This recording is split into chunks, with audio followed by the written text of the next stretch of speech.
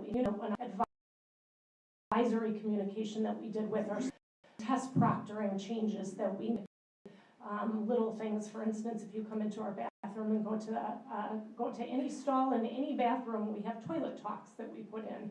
Our students will now say they can't even go to the bathroom and not think about the ACT or learn some vocabulary or some grammar while they're going to the bathroom, right, girls? So little things like that we put in, but I think it's important to recognize we get this one chance, every school gets this one chance to sit in front of you guys and talk about the growth, and sometimes I think it can seem simple, and I guess one of the messages I want to leave you with tonight is it's not simple, that there's a lot of singular moves that go into growth, and to make sure that you know that it is a huge effort for every adult in that building. So Hillary was just recognized as being a phenomenal study hall aide. We just made a change to our study hall structure, and we are asking them to pay attention to what the kids are doing a little bit more in study hall, because when the wrong kids are taking breaks in study hall and not getting their homework done, we need to have some conversations during that time. And so it is an effort that everyone puts in, from our administrative assistants to our study hall aides, to our teachers in the classroom, to our counselors who are making some key changes. And so that document just kind of reflects that and reflects the next place that we want to go with that. As far as moves that we want to take the time to thank you guys for, moves that you maybe didn't even realize that you were making that were going to help this. Definitely, I believe that adding the instructional minutes back in our schedule is a huge thing that leads to us starting to make the movement that we want to see in the ACT score. So thank you for supporting that move. It's PCD policy. If you talk to almost any single one of our teachers in the building, they will say that the attention span of the students and the attention in the classroom is huge to making sure that we're seeing growth in students. We're not fighting anymore with something that's pretty powerful for them to look at instead, or draw their attention instead. I know that hasn't been popular with all of our students, but I'm here to tell you it's been a good move. Definitely approving staffing of things like our interventionists and our instructional coaches. About 2 years ago, you moved what was a pandemic move to bring in math coaches, and approved our secondary coach staying. And I definitely know you will see the results of that when you look at the middle school math scores, and I think you'll see that soon in ours too, that having Alyssa around has been really key to helping to coach our teachers and helping to formulate a plan for our math scores. When we got rid of our flex period, bringing in and staffing math and writing labs, we now this year have a math teacher in the math lab. Last year we had, I should have looked up the number, I don't remember, but we had well over 1,000 students visit our math lab, and we definitely think that's key to one of the things I'm not even talking about here as we talk about ACT scores, but is our failure rates in the building, and we are plummeting failure rates in the building too, and feeling very good about that. Hoping that indicates that our kids are learning more, but definitely that staffing in the math lab has been huge, and our students having a place still to go without the flex being there. In some ways, I think better than the flex being there, being able to stop by those math labs and get help. And then finally, approving any curricular resources that are standards aligned. That's been key to also the switches happening.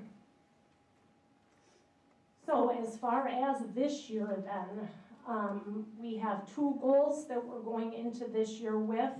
One is that composite score of the 22, continuing to look at that. I've had some staff members say, what happens when we get there? I can tell you I'll be sitting in front of you and we'll just be jacking that up at some point in time, and look forward to the time that we can do that. So the plans that we write are within the first 90 days. So these are some action steps that the high school will be working on the first 90 days of the school year. Right now our teachers are all, in fact they are due on Wednesday, writing SLOs, which is their goal, their data goal basically for their classroom for the year, that are skills aligned, and we are working on making sure that we are using formative assessments throughout the year to make sure that we're really tracking the growth of each of these students. and that we are reacting, most importantly instructionally, when we see that a student is not learning or growing with us. We are continuing to do professional development in the building around formative assessments using data that we're seeing, and then definitely instructional moves that we're making, again, when we're seeing that students aren't growing. So that's a lot of our professional development we're doing in the course of the first 90 days. We do use something called Methodize, which really is in many ways a test prep program, but also a way for us to help goal set with students and to track where they're at with the 4 categories in the ACT. So we continue to use Methodize. That 4 years ago was used in the high school, but was used during Flex. We've now moved that into the core content areas. We think that's been a really good move for the building and for growth. So it's our English teachers talking to them about how they're doing in English Methodize, and our math teachers in the Methodize, and we think that's been a good move. This year, we disbanded the ACT committee because we felt like after 3 years of an ACT committee that group had taken us where we needed to, and we had embedded some changes in the building enough. We no longer needed that committee to be kind of the brain trust of what we needed to do to start moving ACT scores. And we have now added a freshman transition team. We're not, when we looked at our data in the building, what was screaming to us still is we need to bring in our freshmen differently. We need to bring them in differently instructionally. We need to bring them in differently in just how we're preparing them to be high school students. And so the first 90 days, what this team is really concentrating on is note-taking of all of our freshmen in the building. And then we are also concentrating on organization and study skills. So if you would have a freshman in the building now, we're trying to teach them to, with our schedule that we have, talk to them very intentionally about when they're choosing to study for certain things and when they're not, and how they decide which 6 classes they're going to get ready for and how they're going to prioritize things. So we're no longer in the building trying to say, well, they've got this, or parents are teaching them how to do this, but say we're going to bring them in and we're going to teach them how to be students that we need them to be in the building. So we're talking a lot about those things with our freshman teachers in the building. If you would have been with us last Wednesday, freshman teachers were all told to look at their practice pre-ACT data and then concentrate on some of these things.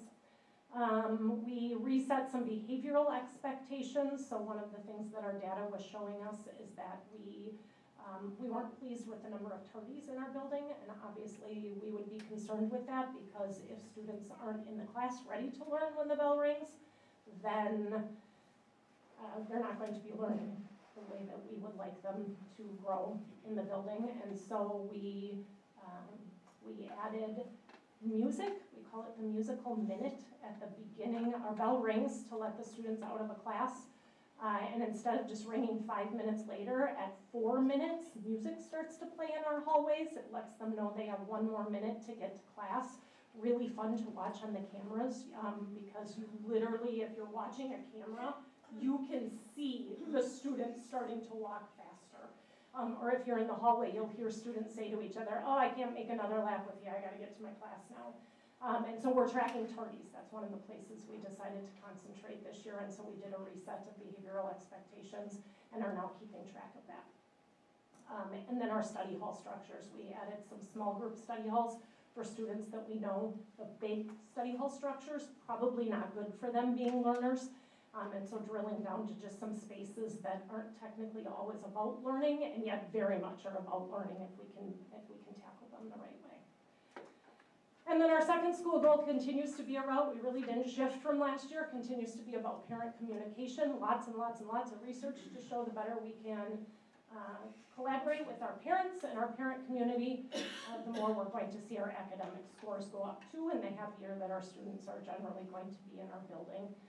So some things that we're doing there, we worked on a common syllabus template that we now have on our website. So one of the things that I heard from parent advisory last year is it's hard to support a student and even know how to when every class looks a little bit different. So we're trying to make some things more in common in the building to help our parents help us and help students a little bit better. We continue to work on positive contacts with families. And so we're continuing to track and do those in the building. We have added this year communication before major assessments. And I know there was a little bit of an uproar, a little bit on social media recently that I saw about communication from buildings.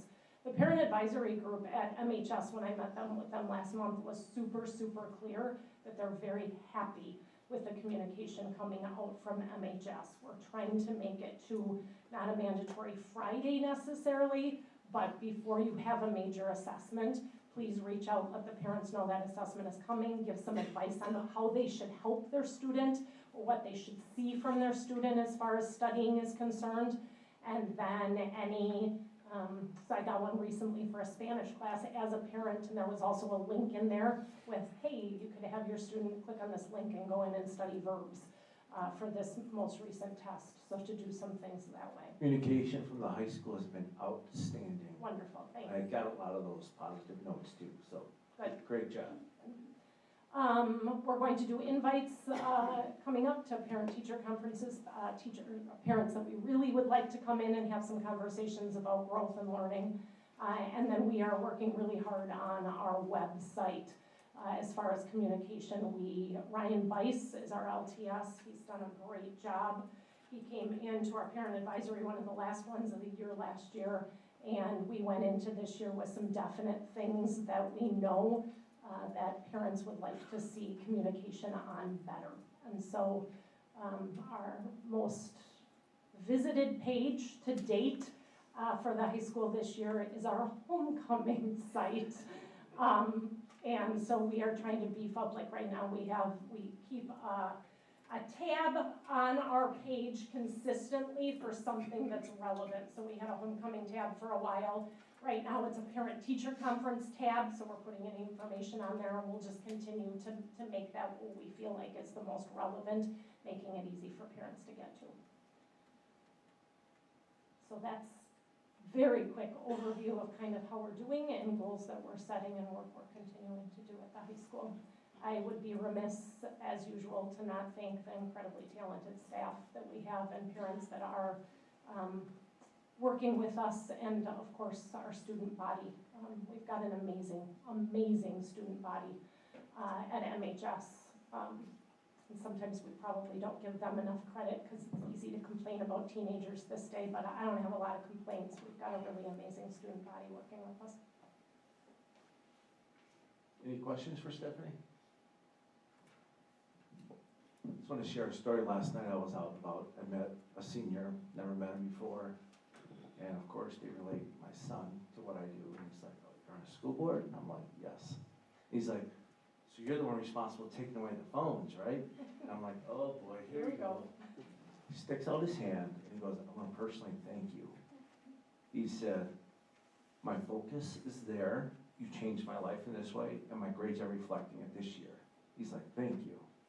I was pretty shocked coming from a senior, and yeah, he goes, it's a very unpopular opinion, just so you know, but he just had to tell me for him personally. If you get the kids in the right place, usually now with a group of their friends, they'll also tell you they like the lunch hours and the socialization at the lunch hours a lot better too. I've had so many kids in private say that to me too. Yeah, it's cool to see them talking more in the building. Absolutely. Yep.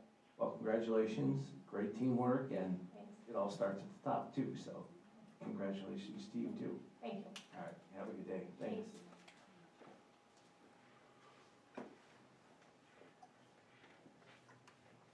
Next, we have our high school student report. Welcome. Hi. And just make sure you talk like right into the mic, please. Hi, I'm Dolly Welsh. And I'm Kylie Brown. We're both sophomores from the Mukwonago High School Student Government.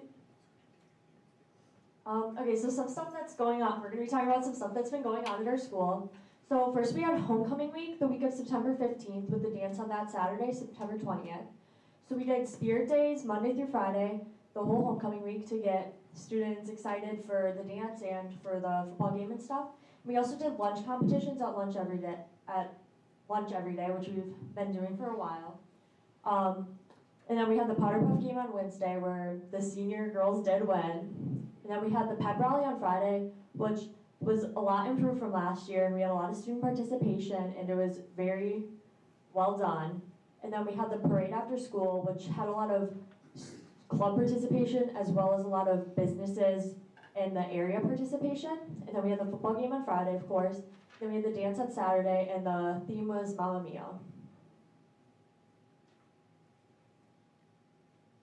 Okay, a couple weeks ago, we had military night, the football game.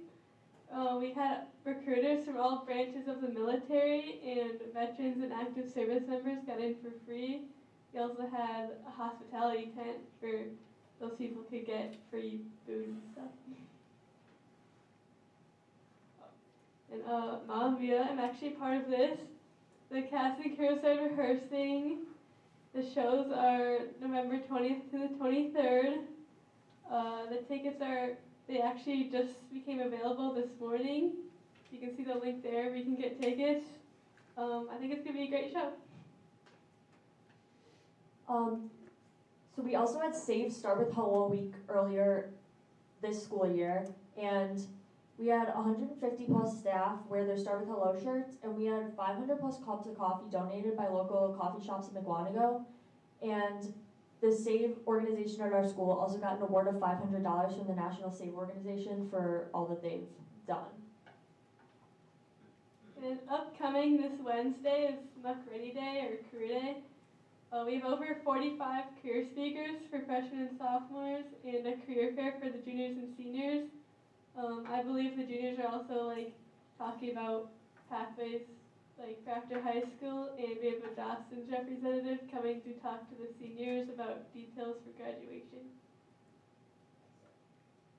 Yeah, and that's it. Any questions? What do you have lined up on your student government that you're planning this year? What are your big goals? Well, after homecoming, we're kind of taking a break. Right now we're preparing for Halloween because we do a costume contest every year. There's also the blood drive. Yes, we have a blood drive coming up on November 10th. So we're looking forward to that. As far as goals, it's probably just, I don't know. Our big thing is homecoming. That's where we get basically all of our money. So seeing what we can do with that, the positive things we can do to help our school, mostly. What's your fundraising goal? I don't believe we have one. Okay, Yeah. awesome. By the way, it was fun watching all the staff dance at the pep rally. Any other questions? All right, thank you. Thank you. Girls and Shep. Next, we have the Parkview Middle School construction update. Tonight, we've got a couple guys from JP Cullen, Jeff and Sean. They will take us through where bid package one was. As you drove by Parkview today, a little bit last week, starting to see some work getting done. A little bit of dirt, a little bit of old asphalt. We did commit to coming to the board, at different points to provide an update. So tonight is the first update as to where things stand with the construction. I'll turn it over to Jeff and Sean. Thank you very much for having us. I'm Jeff Schwassinger. I'm the project manager on the job. Sean Cullen, owner Jake Cullen. So, what we have here, very excited. We're finally moving some earth out there and doing some site demo. If you drove by, you were able to see that. Big update on the project here. We're bidding the work in two phases, call it bid package 1 and bid package 2. Bid package 1 has bid, and you can see the results up there. Those are the work packages that we bid out, and it was everything related to the site work. So asphalt, site concrete, earthwork, site utilities, landscaping, and then the foundation work. So we wanted to get an early concrete package so that we could get the foundations in. Sooner the better, obviously with winter coming. So those contractors you can see listed under each of the work packages are the ones we received bids from, and there's an X by the awarded contractors. we did get very good participation from the bidding community, and we also got some nice local participation, like our landscaper, Midwest Landscaping is right up the road here. So now this accounts for approximately 12% of the construction project that we've bid out so far. Ray, our designer, is currently working on design for the bid pack 2 scope, which is the balance of the remaining scope of work. Those documents will be complete to go out to bidding mid-November, and we will bid that work mid-December. So we'll be back here in January providing the update for the bid pack 2 scope of work. As far as, I guess, are there any other questions or any questions for us regarding the timeline or the bids? Be happy to answer anything at this point. Completion date, just ballpark? So think of the project as 2 big phases. The first big phase will be from now through spring break of 2027. And at that point, students will move into the new addition, and then we will take over the existing school and do severing of the building, remodel of the existing building, about 1/3 of that, and then completely demo raise the existing building and do the site work. So that, the whole project will be done fall of 2027. Got it, thank you. And then what we have here, the second, and this is just a financial snapshot following our bid pack 1. We did get, like I said, competitive bids, good bid coverage, so we ended up coming in about $140,000 under our design development budget for bid pack 1 when we bid it out. So things are looking really nice, and we're looking forward to opportunities we have for bidding out the rest of the work. It's a lot of work to bid out yet.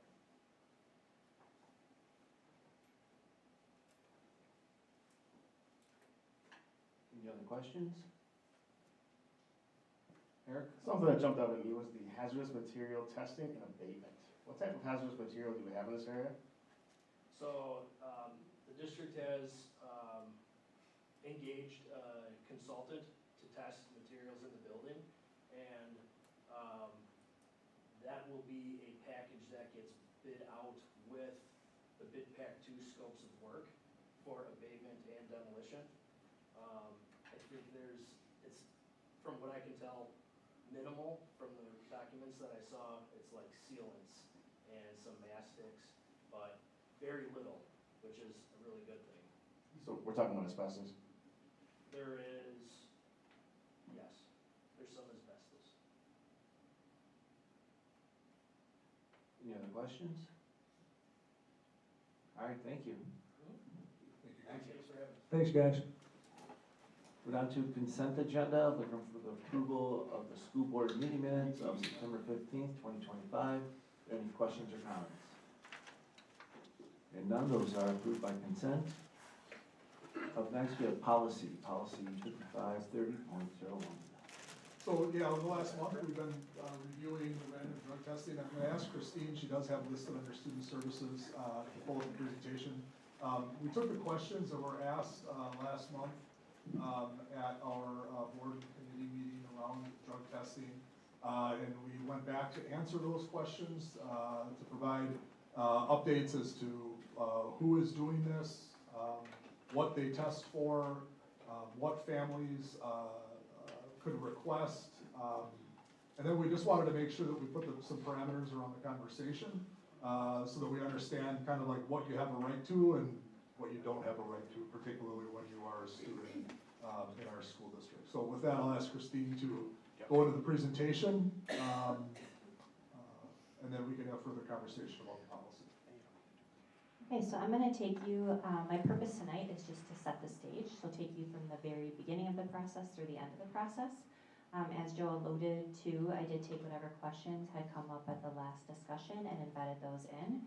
So if I don't address them by the time the presentation is over, then let's continue to have that discussion. So I just started off with just reviewing the student selection process. So our current Random drug testing program applies to all parking permit holders, athletic teams, and those activities that represent MHS in competitions and/or groups that have tryouts, selection, or voting processes.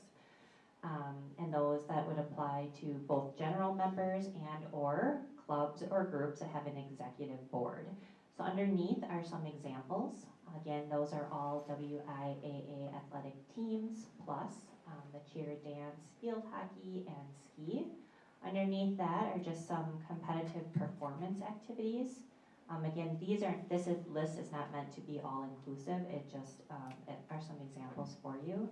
And then underneath are just those elected or selected groups and positions. MHS administration does have some leeway in determining what additional groups might be part of that, in the sense that if there is a new group that has positions or officers, that has been a new approved group.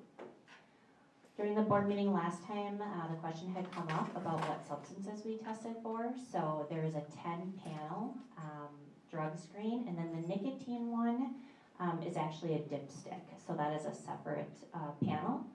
And then I just wanted to note on there that when the tests are collected, those are measured by temperature to ensure that kids haven't monitored with them. The water's always turned off in that particular restroom, so you can't tamper with the urine that is being collected. So when you're looking at cost and then the student selection again, I don't know, those of you that were here a few years back when Jim Daring was still the principal at MHS, we had changed the process from being outsourced to Pro Healthcare to being internal. So we moved that process into our healthcare clinic, and we had a substantial reduction in cost. I couldn't put my finger on the actual cost, but I remember being in the conversations, and I know it was significantly less. It was like $90 a test, I wanna say, or something, it was really ridiculous. Yeah, it was significantly higher. So when we did move it onto our campus, the costs are laid out for the cost of the cup and then the nicotine test. If something on the cup is a non-negative, then we send it out for confirmation. So say something flags and it's not going negative or positive, it's sort of questionable, then we send that out for a lab to confirm. On average, we have 2 non-negatives that need to be sent out per month. So that could be maybe a student is on a medication, and so that needs to be checked. And then that's just confirmed with like a Walgreens or a pharmacist. And then if we have a potential positive, we send that out overnight to Noble Diagnostic Labs. And then an additional confirmation test is done to detect the exact levels of whatever substance is in question. So this is an interesting piece of information, because when we do have students who are actively trying to not use substances anymore, that level is important, because as a parent or as a therapist, whoever you might be working with, we can watch that level go down. So say a student is actively using, a couple weeks goes by, it doesn't leave the system immediately, but you can see those levels start to go down, which would then have that evidence that a student is using less or stopping altogether. We do generally have to close the clinic for outside visits for a 3-hour period of time each month. The student randomization process, a Google spreadsheet is sent to the health clinic. It just has student ID numbers. There's no student names attached to the spreadsheet. And then the health center does a random generator. It comes up with 10 student names and 10 alternatives that are then provided to the main office. Actually, let me strike that. It was student numbers, not student names. And then the main office will pull students based on those ID numbers that are provided. And then there's no charge for that randomization process, which was also a fee that we had in the past when we did Pro Healthcare. I tried to capture just some questions that we either hear sometimes from parents or that I've heard here. So if a student takes a prescription medication and that causes them to turn positive, do they get a consequence? No, they don't. Again, it's just verified by a doctor, and that would not be considered to be a positive random drug test. Parent communication, parents receive a phone call from an associate principal the day of the testing, and then again when the results come back, regardless of whether it is positive or negative. So a parent isn't just hanging out there wondering like, well, I'm hoping they were, negative, but I don't know. So they do get that confirmation. And then just a few things around policy and practice. So this policy has been in place since June 30th of 2018. Again, it applies to anybody participating in athletics, activities, or having that parking permit.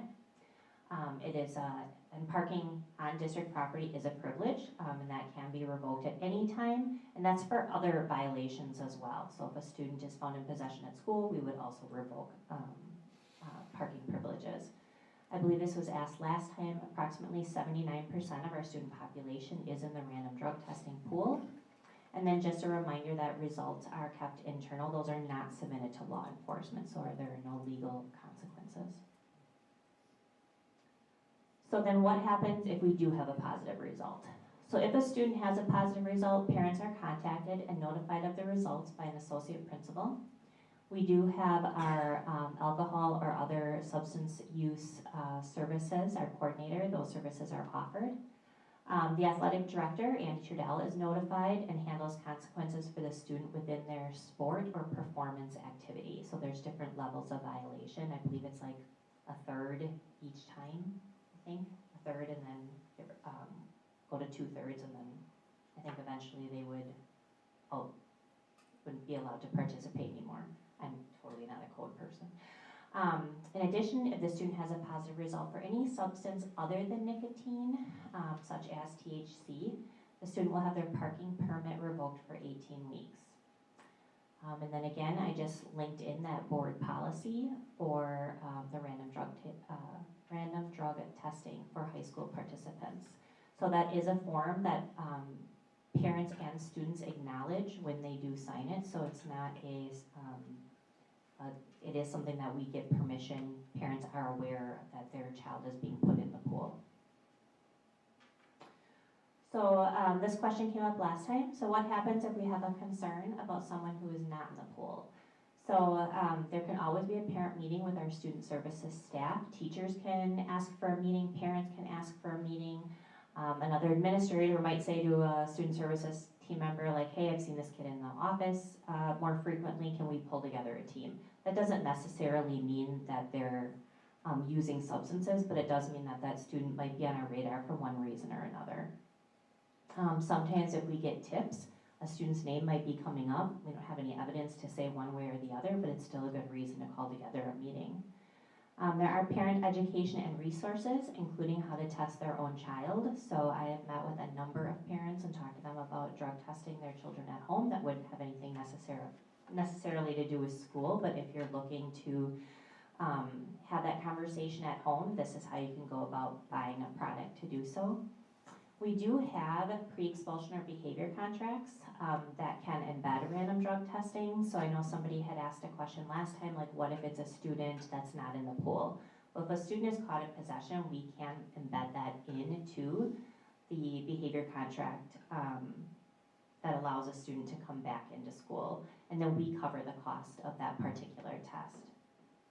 A parent could, I did touch base with Becky Halverson at the clinic. A parent could bring their child to the health clinic to be tested for a minimal fee if they have concerns. That's something that the board and Tom, we would have to come up, that we would be okay with that. She said it really depends on our practices and policies, and if we're in support of that, then that would be certainly feasible for them to be able to do. We did have a conversation about we're not gonna, the health clinic doesn't want to necessarily be in a position where they're trying to get somebody in the door to be tested, and totally agree with that. I think there's just a difference between trying to test a student at home versus going to an actual clinic and having to take a test. We do have the Care Solace referral process that we can always use. Parents can use that on their own, as well as we can make a referral in district. And then we always work with outside providers in the county when applicable to support students and the family. So if a student does have a positive and that's on our radar, we can share that information. If a parent has a concern, we can also reach out to those supports that are already in place with the family. Or if they need those supports, what does that look like? So there was a question about how do we respond if a student appears to be super anxious about being pulled for a random drug test, and then can we make any accommodations? So a lot of times a student will come to get random drug tests and they'll say, I just used the bathroom. Probably one of the most common things I think I heard during the time when I used to do the random drug testing process in my former life, and students are always given a bottle of water to drink, like not trying to get them to do something they physically can't, right? And so are given water. Students are called down to the office and then they meet with their associate principal. And then students can ask any questions that they have. They call the parents together and then parents can ask any questions they have. And then they head down to the health clinic. As far as another question came up around what other districts around the state are doing testing. So Oconomowoc tests extracurricular students along with parking permit holders. Pewaukee does the same, except they're looking to expand into the parking privileges. They pull 13 students. I didn't see what Oconomowoc pulled. I believe Muskego pulls 15. Arrowhead and Waunakee also do drug testing as well, and I mentioned that Muskego does. They also test for steroids in Muskego. That's an additional panel we do not test for here. Oak Creek Franklin has random drug testing. They started in 2019. They have roughly 75% of their students embedded into the random drug testing program, and then there are some other more northern districts listed, and the Falls is listed also. So I tried to hit all the questions I heard last time, but if I missed something, certainly open for discussion. And Stephanie didn't get to leave yet. So she is also here to answer any questions you guys might have about what it looks like on the day in and day out at the high school when there's a drug testing day. So. Any questions? Crosby? On average, how much class time is missed per student to do this? It does depend if the student can go to the bathroom right away or not. So I would say anywhere from about 15 minutes to longer if they're drinking a bottle of water and waiting for that. Any other questions? Eric? Are we, just out of curiosity, I don't know, but are we bordering HIPAA violations when we're talking with other doctors, anything like that? No?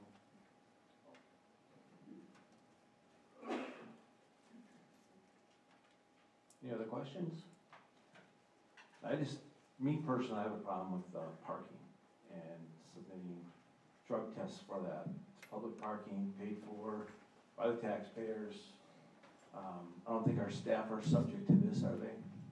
You're subject to the drug-free work environment as well as a drug screen at the beginning of their employment.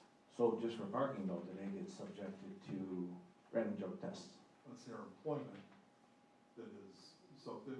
So every year, there's a pool of staff members that get pulled for random drug testing? No, they're at time of employment, they're drug screened, and then they're bound by the drug-free workforce policy. They're not randomized on an annual basis. That's just one of my problems with there, is just the parking. Since you're parking on public property, you gotta take a drug test. I don't know, I just think we're really invading people's personal lives too much. That's just my opinion on that part of it. Can I jump into one thing there? Sure. I guess I also have a concern. We have had students that have tested positive enough. I don't want them driving in our parking lot because it's not safe to all of the rest of the kids. We have a lot of kids that are walking in parking lots too, and so I think in some cases that I can think of in my short time that I've been at the high school, I think it's potentially, it's a safety measure for our students walking in the parking lot and not having a student driving around them because they are teenage drivers, and then when they're under the influence, I worry about that. But if you have reasonable suspicion, we can act that way too. We don't have to subject the whole student body if they park here. That's my only concern. Any other questions? Crosby? We're shutting down the clinic for 3 hours a month. Are we now struggling to get employees in who need healthcare? That was, That has not been a concern that Becky and Dawn have brought to our attention when we were doing the health risk assessments, when all of our employees needed, all the people on our health plan needed that. We did open up the clinic for some extra hours for that, but that was, the school was not even in session during that time. Eric? I wasn't here for the last meeting, but is there any way we can get to the other 21%? You know, maybe we get to the other 21%. If those 21% get pulled, then we have to get parent approval before we do it, or anything like that? We're only able to screen for privilege, so athletics, parking, things of that nature, club participation. We can't generally screen the entire student body. But Even not with- all clubs, right? Only specific types of clubs? Clubs that participate in competition, I think, is how the policy was written originally. Can we include all clubs? There would be nothing that would prevent us from expanding it to all clubs. I believe they started in, because they kept it narrow to things that engaged in competition. But we could certainly look into that if that was the board's desire. I'd like to know how much more of the student body that captures before we make a decision.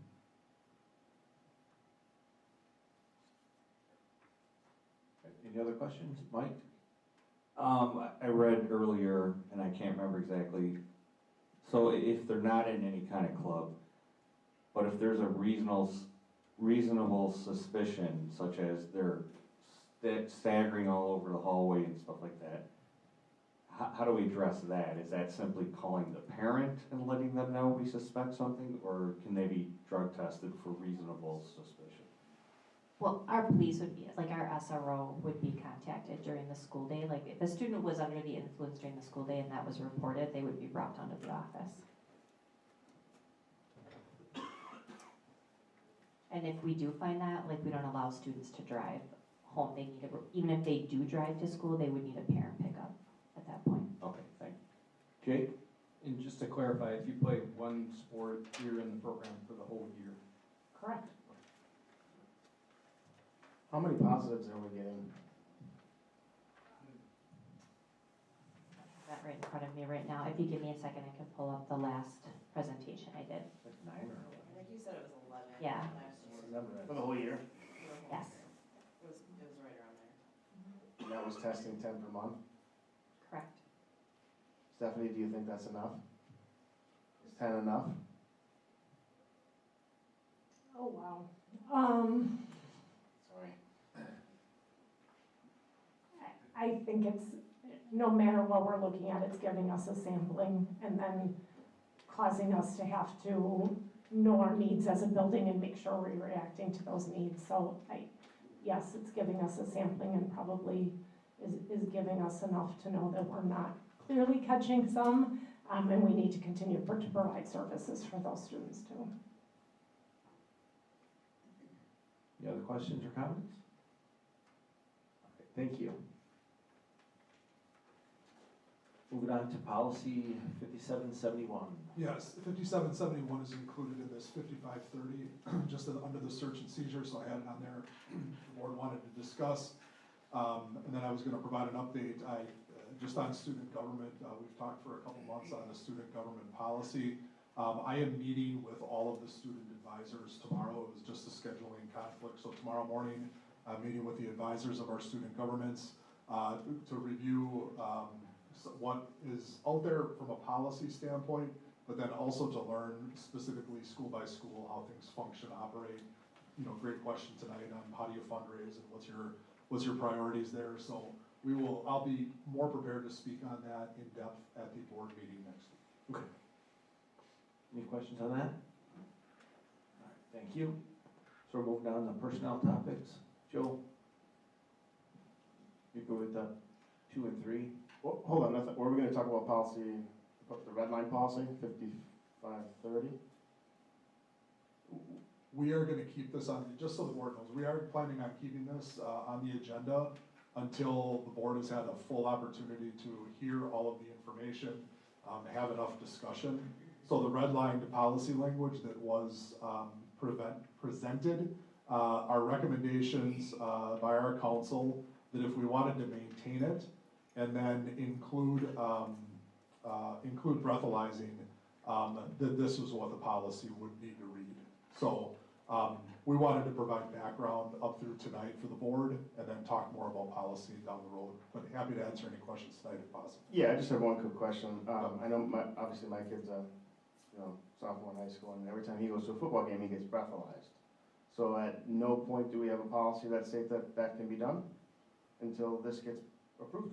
So we have had past practice, that students attending dances and, athletic events, football games, would be breathalyzed, randomly when they showed up. What we learned was that we would need to change our policy for that to happen on a random basis. That doesn't preclude us if we had reasonable suspicion from pulling a kid aside, which we would glean either from how they're acting, what their breath smells like. And then, so we have paused the random breathalyzing at the sporting events until we have a policy discussion to then re-engage that and reinforce it. Got it. Any other questions? Alright, thank you. Moving on to personnel topics. Calendar. All right, so we have two drafts of the calendar that were presented in this memo. And so we're looking for the board to just give us a little bit of feedback. We have the administrative council that has looked at these two calendars. Our teacher advisory has looked at these two calendars. Our parent advisory will be looking at them this month. And so I highlighted just some of the key differences between the two. So in the first draft of the calendar, we would require an exemption from the state, which we know we will qualify for because it is a construction exemption. And the reason we would require that exemption is that we would be starting school before September 1st. In this calendar, I would say one of the other biggest differences is that we have 6 full days of instruction before September 1st and a total of 10 professional development days for staff. In the second calendar, we're looking at adding instructional minutes to the school day to accomplish what we need to accomplish. So the Department of Public Instruction says that you have to have X amount of minutes per grade level each year. And so to accomplish that, if we start school on September 1st and end before Memorial Day, which is the goal, I talked about that last time, that to allow the construction company to do what they need to do to get school up and running, the new middle school up and running, we want kids done by Memorial Day. And so in the second draft, to accomplish that, we had to add 15 minutes of instructional time to each level. And so I've got the regular time and then the proposed new start and end times. In this calendar, again, one of the biggest differences is that there is a lot, 16 to be specific, professional development days for staff. And so something that I think we need to consider is the instructional time looks the same in both calendars. So the time is not any different, but that time is spaced out differently. So we're looking at 6 full days of instruction in calendar 1 versus 15 minutes tacked on to 174 days in calendar 2. For the 27 then 28 school year, depending on which way the board, I think, favors. So if we favor the additional minutes, then for the 27-28 calendar, we would also look at maintaining that additional minute structure. If the board favors the first option, what we would look to do is seek a waiver. So the DPI issues waivers, and we would likely qualify for that waiver to again then start school before September 1st for the 27-28 school year. And then we would end again that first week in June. Our teacher feedback, I would say, is really favorable toward ending school early. However, for this first calendar year, if we do that, it is a little bit of a shorter summer because we're ending first on June 11th, and then we have them again coming back on that August 24th. So, feedback is welcome. Are any of the winter or spring breaks affected by the difference in the calendar, like the amount of days they get for that? No, so we did in the 2026-27 calendar account for, you heard, and I'm gonna forget his name, the project manager talk about, that teachers will move into their classrooms when they get back from spring break. We did account and built in a professional development day, the day after they get back from spring break, the Monday after Easter. Parents viewed that very favorably. We did that this past year as well. The reason we did that for, yeah, it's right there, Tom.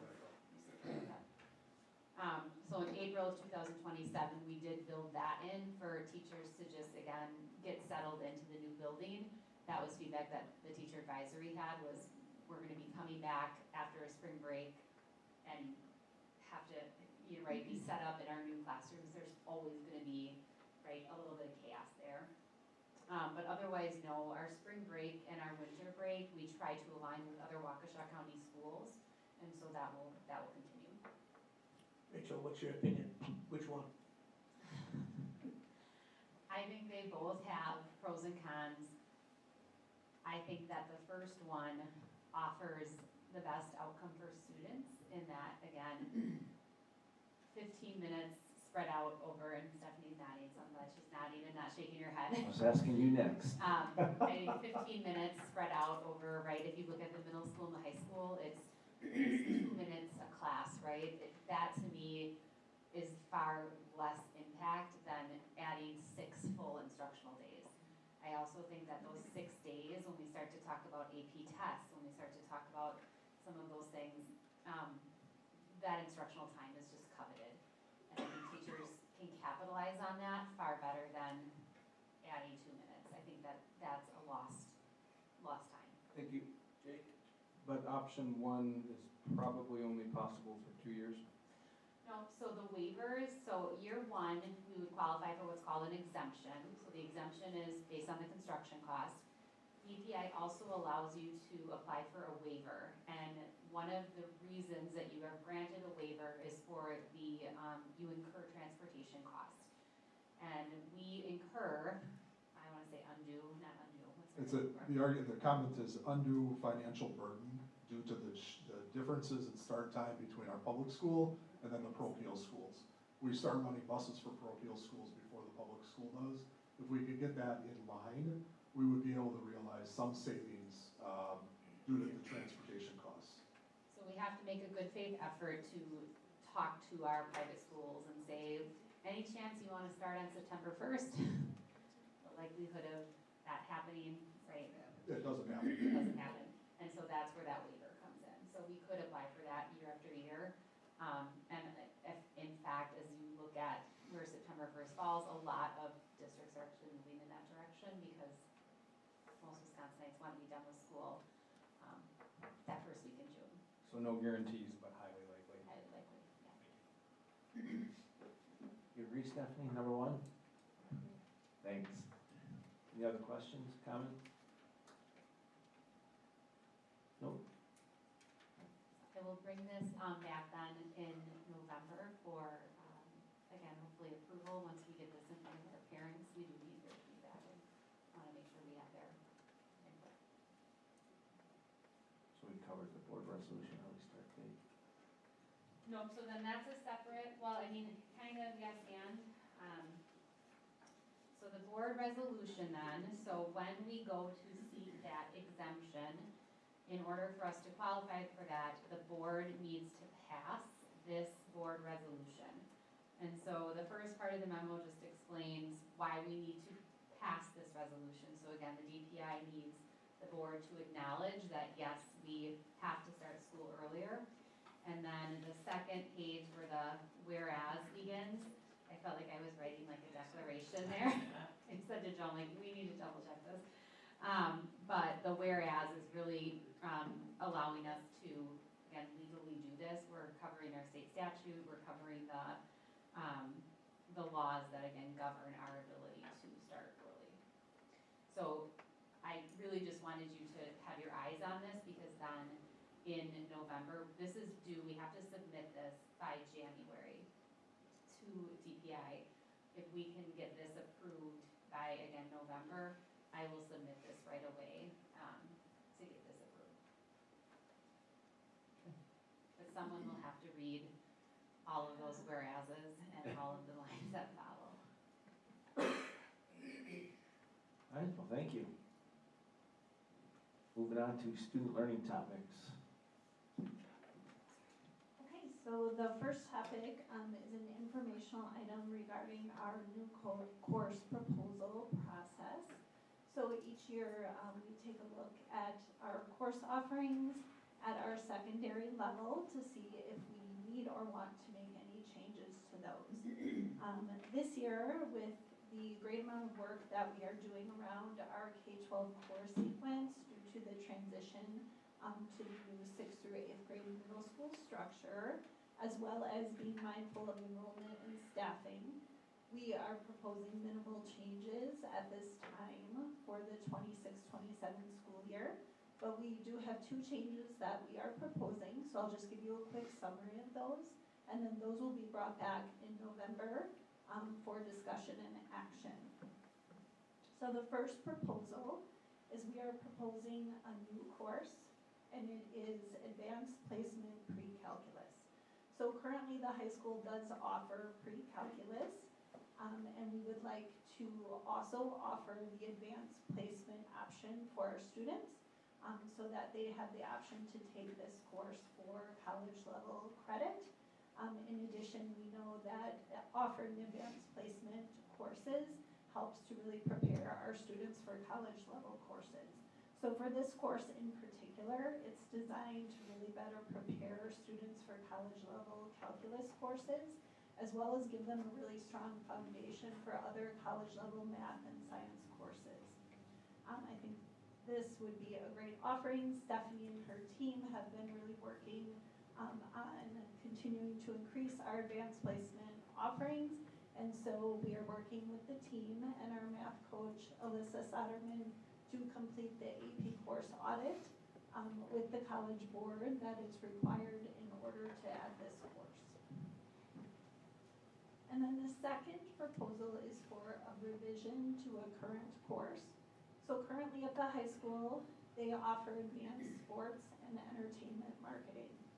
This is currently offered as a semester-long course. However, with the addition of the new scoreboard, we are realizing that we need to revise this course in both length and content. So we are going to be proposing to have this be a year-long course so that we can include instruction on the new scoreboard. So we would change the length of the course, and then again, we would be changing the curriculum so that we have a combination of the current curriculum and the curriculum from Daktronics, which is the company that makes the scoreboard, so that the students in the course can learn how to best utilize that scoreboard and other scoreboards like it in marketing. So those are the two things that we will be proposing. Again, I will bring these back in November for both discussion and action. All right, any questions on that? Nope, thank you. Curriculum Council. Yep. So this year we are implementing a new curriculum council for the district. We are putting together a council that would have the purpose of providing input and feedback to really help guide our K-12 curriculum, with one of the major goals being including family and community perspectives. This council would serve in an advisory capacity, and again, one of the main purposes here is to really help strengthen communication and transparency around our curriculum decisions. So So some of the things that the council would do is review and provide input on our proposed curriculum adoptions and revisions. We talk a lot at the board meetings about our curriculum renewal process, so the council would have a part in that process. They would also review and discuss other curricular materials that we have in the district. They would offer feedback on our district-wide instructional priorities and then serve as the link between our schools, families, and the community. In regards to membership, the council would have membership from both our district administration and our teaching staff, and we would make sure that we have representation from both elementary and secondary staff. We would have parent and guardian representatives, again, from across the district and across elementary and secondary. And then we will have a member of the Board of Education who will be one of our representatives. We are currently in the process of finalizing the membership for the council and setting the meeting dates for the year. This year we will meet 3 times, and then once we have the council fully implemented and up and running, going forward in subsequent years, we would meet on a quarterly basis. All of these meetings would be noticed, open to the public, and then we will publish minutes, again, to keep all of our stakeholders informed. And then I will keep the board updated on our progress and the work that we will be doing. Great. Any questions or comments? All right, thank you. Student service topics. We did go through that presentation up on the policy. Okay. Doing finance and facilities, budget, 25-26 budget. All right, just keeping this top of mind here, next Monday we will adopt our final budget and our final tax levy. I can't present either for you in full totality tonight because on Wednesday of this week, 2 days from today, we will receive our state aid amounts.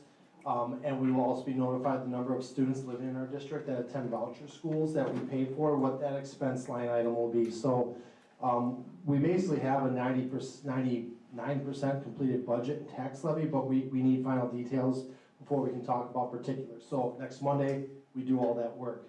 What I'm projecting is just to keep this at top of mind so we're all on the same page here.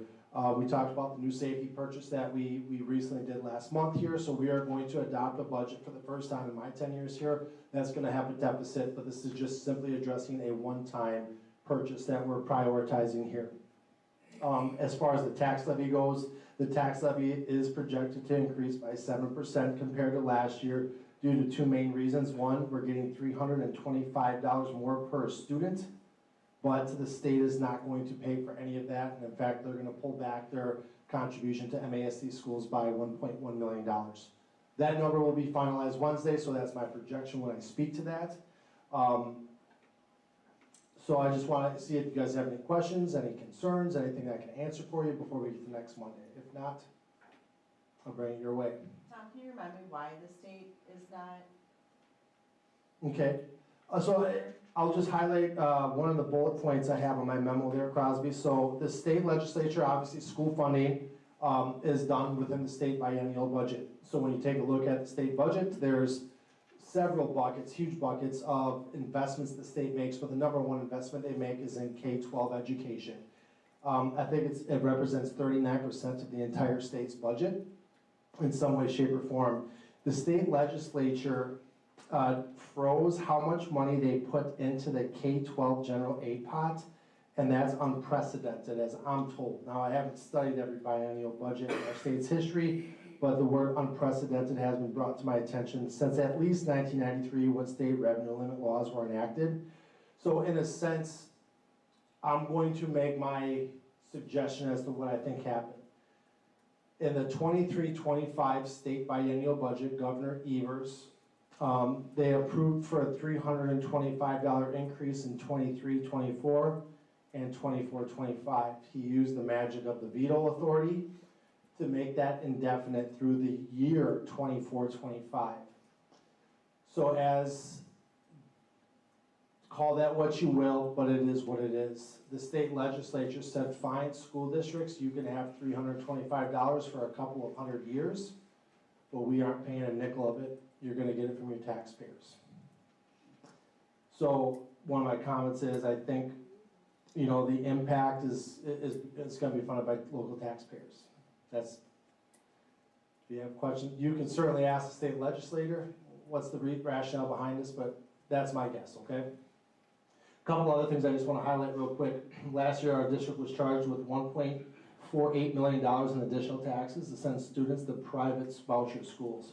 I'm estimating this number will grow to $1.8 million. If we froze every aspect of our school district revenues, expenses, and everything we can control, we do not control the amount of funding per student a voucher school is worth and how many students are enrolling into that. So essentially, if the state decided we will fund private voucher schools on our dime, we're gonna take taxpayers out of it, so taxpayers don't have to fund essentially two forms of education, a K-12 public and a private voucher option. If that $1.8 million was removed from our tax levy, our taxes would only go up 1.5%, not 7%.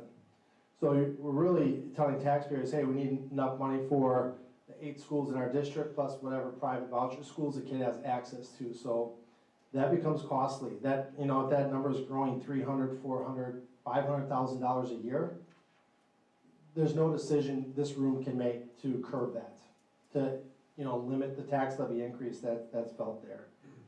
And likewise, if the state would support and give us the same aid amount as last year, rather than decrease it by 1.1 million, if they would just commit to the same amount last year, our tax increase would be 3.5%, not 7%.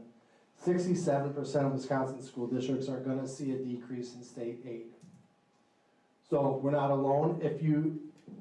I will just, let me just bring up my document here, and I'll go to the very bottom.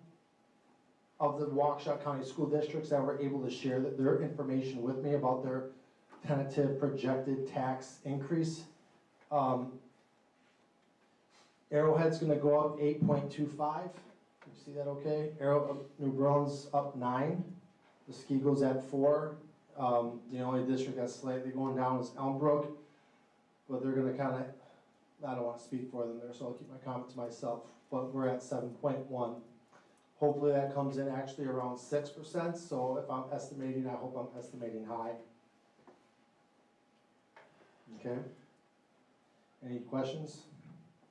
Again, we've done a great job of decreasing the tax levy year over year. So for the taxpayers listening, what is that gonna look like? Take your tax bill for our taxpayers listening right now, if you take a look at last year's tax bill, to the average taxpayer, there's going to be about 4 components of your tax bill. It depends on obviously your school district. Everyone will be a resident of the MASD. Some people will be residents of the town of Ottawa, some will be town of Mukwonago, some will be village of Big Bend. Whatever municipality you live in, those taxes can go up or down. We don't play any role in that piece of it. That's definitely municipality dependent. Everybody, for the most part, will be paying into Waukesha County. We do have a sliver of the village of Mukwonago that lives in Walworth County. So based on your county of residence, most everyone's in Waukesha County, so there'll be a county tax levy and a Waukesha County Technical College tax levy. If you're in the Walworth side, you'll be subject to the Walworth County tax levy and then the Gateway Technical College tax levy. What I'd say is typically the K-12 portion is about 70% of everybody's tax bill. The other 30% comes from those other pieces. If you just look at the K-12 tax levy and you increase it by 7%, yeah, that's what I would tell people. Take a look at last year, grew up by 7%. The other 30% of tax bill, I guess I can't speak to that. I'm not aware of any other municipalities within our district that have done referendums for fire personnel safety reasons, so I don't think there's any major pieces there. Obviously, if a municipality did a reevaluation or an assessment, that can at times push things up or down, but again, we don't control that piece. So, did I answer your question there, Eric? Okay. All right. I still project that our mill rate will decrease from last year to this year. So as the impact of the tax levy relative to household values are still really extremely strong. So relatively speaking, the tax impact is less than as compared to house valuation and growth there. All right, that's all I got. I guess on that topic, that is. The next thing I'll bring up then is third Friday counts. Sorry, my computer's moving just a little slow here, but I wanted to bring an update on third Friday counts. We, unlike other Waukesha County school districts, as I bring this up, I'll share with you what other districts are looking like. Elmbrook and Hamilton are the two districts in Waukesha County that are experiencing some growth. So there we go, we take a look at that screen there. Everybody in red as we compare the 21-22 school year. This is counting the full-time equivalent number of district residents over a 5-year period here. So Arrowhead's down 11.3% in the last 5 years. You can see Calmoraine at 9%, Mukwonago at 7.3%, Muskego at 7.68%, Oconomowoc, Waukesha similar. You can see basically for the most part how this looks. So we're not alone, we're not unique. I think every community ultimately is having a major slowdown in move-ins and purchasing of houses, again, with house values being really high. We've talked about that here at this level. When we take a look at head count, so this now we're including open enroll in and open enroll out, our story really just remains the same. So we were over 5,069 students in 21-22. We're at 4,704, so down 365 total students. Typically what we're seeing right now is that we have 600 students that open enroll in and 300 that open enroll out. I think we're about on the 4th or 5th consecutive year of those numbers basically occurring. All the loss of head count is just resident students. So we don't have a lot of folks moving in at this time. But we're not alone, and this is really kind of, for the most part, a Waukesha County phenomenon. Any questions there? Okay. A couple more things then. I have bus transportation contract amounts. I just want to ask if the board is interested in having a conversation about bus contract amounts. So every year, we have a bus contract, parent contracts, that we pay to certain parents in the school district. So for our 4K students that use the YMCA or Vernon Child Development Center or Kids Connection here in town, rather than provide yellow school bus transportation, we give them a parent contract. That parent contract amount this year is $767. That's the average cost that we paid to have students on a yellow school bus last year for those students who took school buses. So we basically find what's the average cost for a student in 24-25. That's the reimbursement rate in the following school year.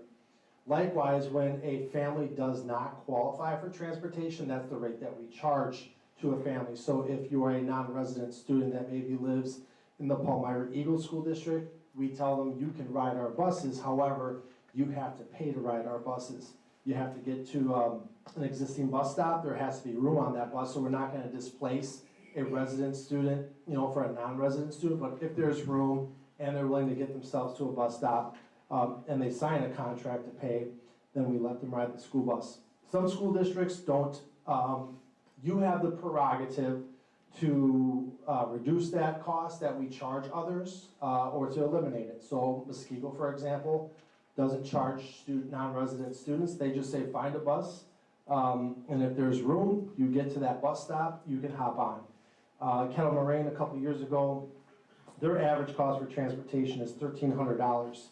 They dropped it to $850 recently, and then last year they dropped it down to $100, just to make an attempt to make it more attractive for open enroll students to maybe attend their school district. So we currently have 67 families. We charge the full $6,767 for the first student, half that amount for the second student, and then for families that have 3 or more students, we don't charge anything additional. But to basically get a bus pass for the year, if you attend our schools and you want to hop on our buses, that's the $767 fee.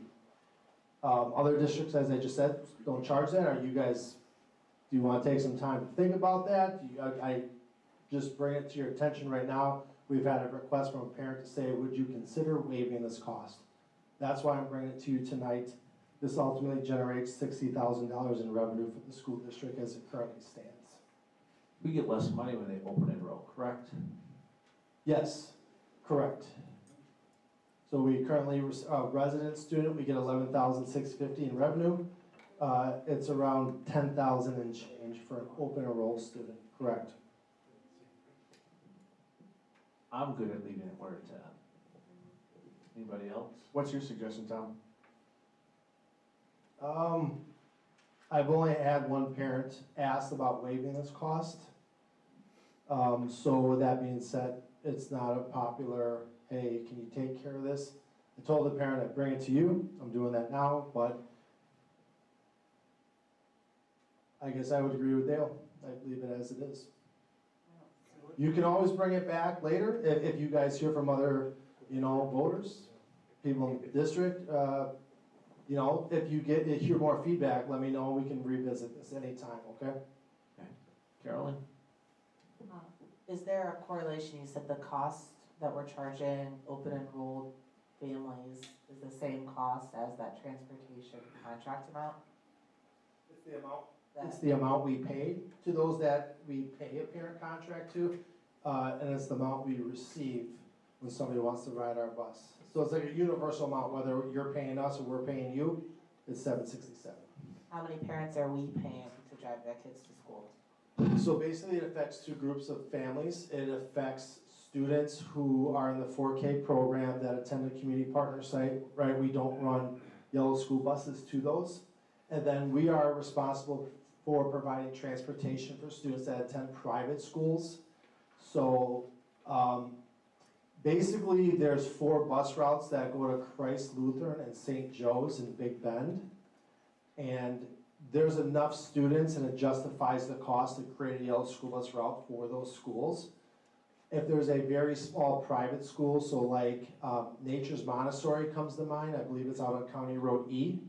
There's not enough students there where they would say, give us a yellow school bus. If they only have 8 students, and I'm making that number up, that cost would be huge on a per student basis. So there's some financial protections to say, hey, you don't have to buy a whole yellow school bus.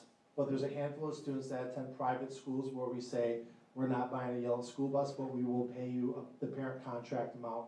So I think students at St. James, students at the Montessori school, and I'm definitely missing a couple others that aren't coming to mind right now. So we do pay some private school students the parent contract amount rather than providing yellow school bus transportation. So we can choose to pay them less if we want to choose to pay them less?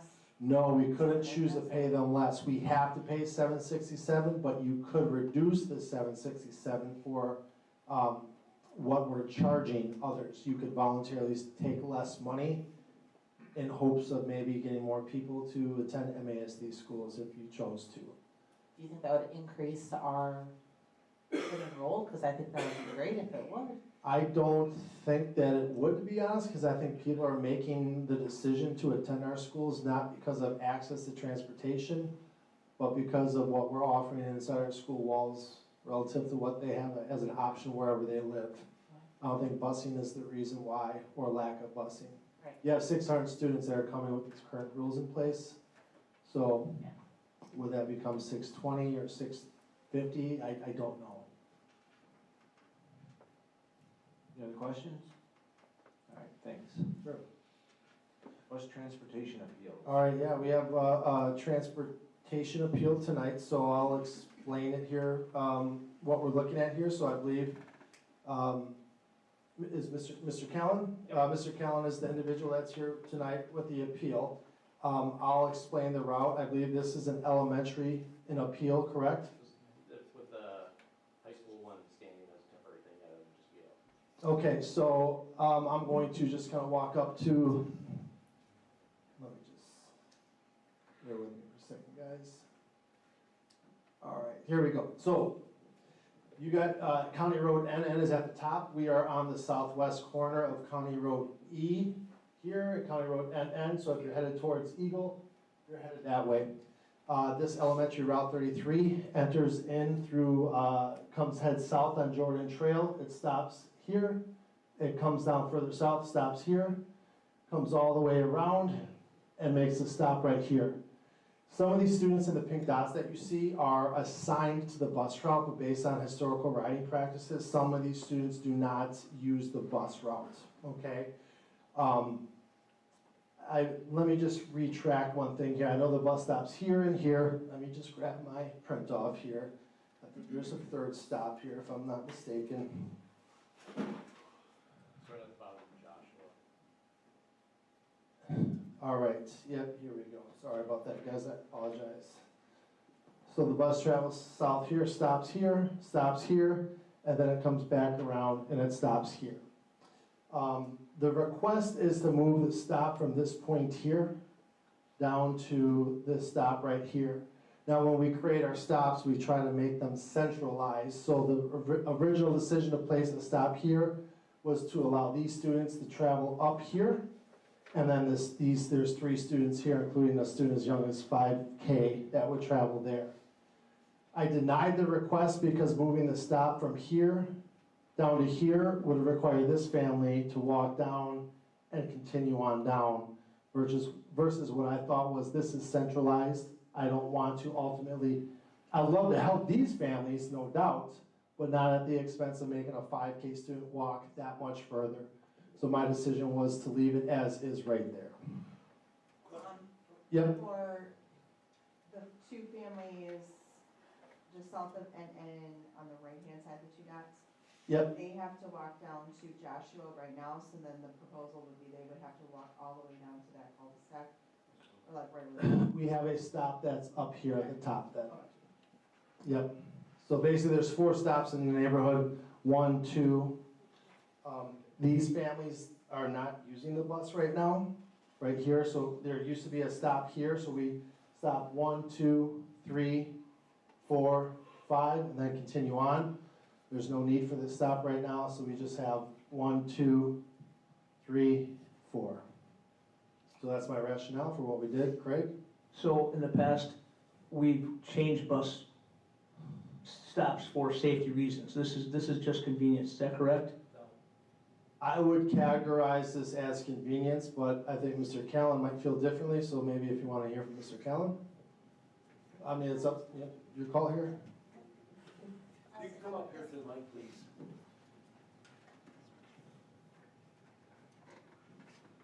Good evening. Good evening, thank you. Talk into the microphone, please. Better? Yes. Okay. So there are a number of reasons why we requested the stop. Me and my wife, get a little background. We have 7 children of our own, 6 are bus riders. We have 2. How many? 7. 6 are bus riders, school-age children, and then we are housing 2 foreign exchange students as well. And then there is a request that was put in for that bus stop on the top where the 2 students, Jericho and N, come in, that was granted for the other bus stop. So we have high school kids and we have elementary kids that ride these buses. Recently, there was a house that was purchased by the purple dot that is on Joshua. That's a hill that goes up that way. That has a registered, yes, there's a registered offender that's right next to that house now. So there's safety concerns that we have proposed and asked to be considered with moving the bus stop that would accommodate. There's actually 4 houses, because the one that the family doesn't use actually does use the stop over by Joshua and Jericho. They just drive their children to that bus stop instead. So we have, for the safety concerns, conveniences would be helpful, but mainly the safety concerns of those students that drive that would ride that bus.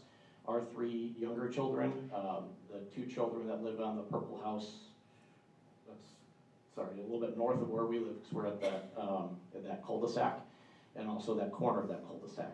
So there's multiple reasons why we requested it and it's been denied. The high school stop that has been temporarily changed because nobody rides that bus that stops at that same stop, has been changed to our cul-de-sac currently, which is great, and we appreciate that. But part of the issue why I'm here today is because the stop that's at the top of Jericho Drive and NN was added by the stop sign for a family to accommodate them for the same reason.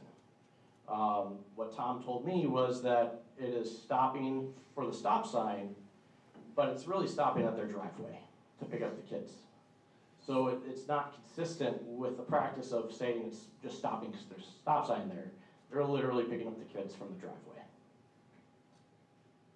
So I guess I can't, that's not something I would have to check with the bus company for, but there are some students in the middle school, high school route, so this is an elementary request right now. Yep. There's some students that live up here, we used to ask them to walk down here, but as this bus travels here and is already making a stop, I said we can allow for that because we're not creating an additional stop, we're already coming to a halt. Dropping students off or picking them up isn't adding a stop, so I kind of disagree with the characterization of adding a stop. Can I interject? Sure. So we discussed this with Dousman once a year or twice a year as far as re-looking routes. Yes. Can we put this on the schedule for next time we do that? I mean, certainly, you know, I guess what I would, you know, again, my recommendation here is that if we're going to basically work around and we're gonna stop here and then we're gonna stop here and we're stopping every 200 yards as a standing practice, that's not something that we've done. We could literally take 50 requests a year to say, hey, you're just driving by my house, can you just stop? I would love to say yes to all those, I really would. But there just becomes a practical reality of you have about 50 minutes between one bus route and the next to fit in everything you need to do and in covering 90 square miles. You know, the practice of saying, oh, we're just gonna allow this one. You're not gonna allow just one, you're gonna either do them all or not allow any. And that's, you know, there's neighborhoods where there's, you know, folks that, I don't know everybody's background in the school district, but maybe there's, you know, somebody that we have a concern with. You know, I guess I can't speak to all that stuff right there, and I can't design magical bus routes that goes door to door and does, you know, end of the driveway pickup for everybody that has a concern, and I certainly appreciate that. But, I mean, this bus stop here is a centralized location for them to come to, for these guys to come to. And if there's a true concern about walking on the streets of your neighborhood, you know, taking your children to school is certainly an option as well. So I leave it with, you know, the school board to make a decision here, so. Go ahead. I guess, again, the stop at the top for the high school was added for that same purpose that we were requesting it. And it could be added. I've talked to Tom on Friday again and asked if it could either be changed, or we also I approached the topic of adding it, and the answer was no. I'm not adding a bus stop every, what he just said, 200 yards. It's more than that. It's a third of a mile to that bus stop from our house. So that's not what it is. That's not the nature that it's 200 yards away. And he already did it for the other family. That family was here and she left. That was Miss Youngbluth that was here, that was sitting behind me. I just want to say, I understand your concern about sexual predator. You said there's one there. About 2 years ago, my brother gave me an app and he said, open this. It was scary seeing how many they were, so I don't know how we would, like as a district, we use that as a criteria of how we route our buses around that. It would seem like almost impossible. Right, I do understand your concern, I really do. Any other questions or comments?